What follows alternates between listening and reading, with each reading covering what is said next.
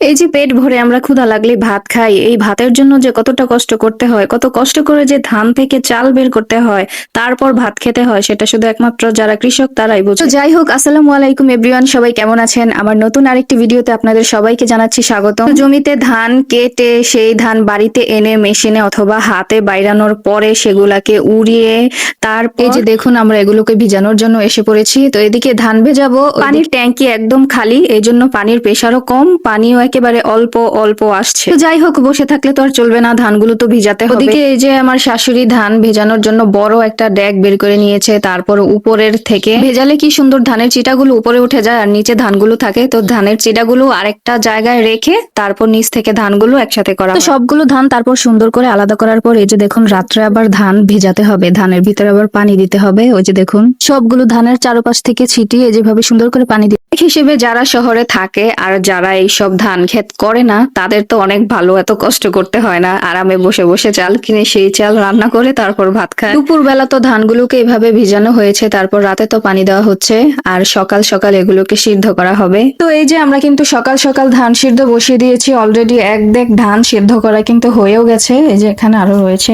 একদিকে তো আমরা ধান সিদ্ধ বসিয়ে দিয়েছি আর আরেকদিকে মনে মনে খুব টেনশনে আছি বৃষ্টির জন্য, কারণ দিনটাও কিন্তু অনেকটা মেঘলা মেঘলা ছিল, যদি নেমে যায় তাহলে কিন্তু অনেক কষ্ট হয়ে যেত। তো যাই হোক, আলহামদুলিল্লাহ বৃষ্টি আর নামেনি, আমরা খুব সুন্দরভাবে এই যে দেখুন সবগুলো ধান সিদ্ধ করতে পেরেছি। এখন তো নেট জাল বের হওয়াতে অনেক সুবিধা হয়েছে, কারণ মাটিতে ধান রোদ দিতে গেলে অনেক ঝামেলা লেপতে হয়, আরো কি কি করতে হয়, কিন্তু জালের ভিতরে তো সুন্দর করে জালটা টান টান করে বিছিয়ে তারপরে এই যে দেখুন আমরা সবাই মিলে ধান দিয়ে দিলাম। আসলে যে কোনো ধরনের কাজই হোক না কেন, যদি সবাই মিলে একসাথে হাতে হাতে করা হয় তাহলে আর সেটাতে কোনো কষ্ট থাকে না, কষ্টই মনে হয় না। আমি শুধু মনে মনে ভাবি যে এই যে আমাদের এবার বেশি ধান করা হয়নি, অল্প একটু জমিতেই করা হয়েছে, তারপরও আমাদের কত টেনশন কত চিন্তা যে এগুলো ভালোভাবে শুকাতে পারবো কিনা, রোদ দিতে পারবো কিনা। আর যাদের এত এত জমির ধান নষ্ট হয়েছে, পানির নিচে একেবারে ডুবে গিয়েছে, তাদের কি অবস্থা? এত টাকা খরচ করে অনেকে তো ঋণ করে ক্ষেত করে, তাদের সেই ঋণ পরিশোধ করবে কিভাবে? আর ধানের কথা তো বাদই দিলাম। আর এবার এত পরিমাণে বৃষ্টি, বন্যা,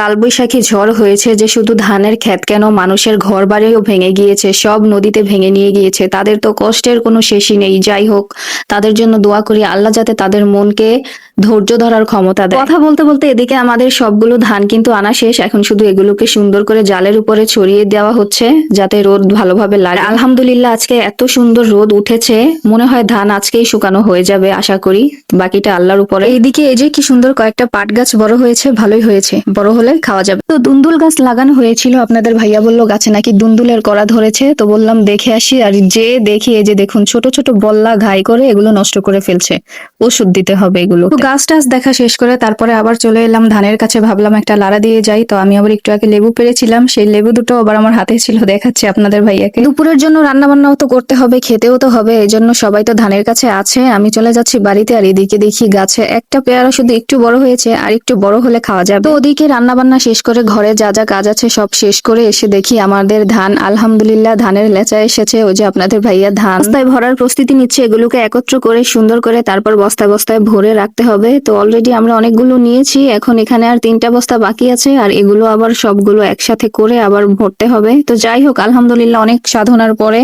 ধান শুকাতে পেরেছি। এদিকে আপনার ভাইয়ার অবস্থা তো রোদে খুবই খারাপ। আর এই তো ফাইনালি আমরা ধান ঘরে আনতে পারলাম, আলহামদুলিল্লাহ, আল্লাহর কাছে অনেক শুকরিয়া। তো সবাইকে অনেক বেশি ধন্যবাদ এতক্ষণ ভিডিওটা দেখার জন্য। অবশ্যই সবাই লাইক কমেন্ট করবেন, আর আমার চ্যানেলটিকে ফলো দিয়ে রাখবেন। আল্লাহ হাফেজ।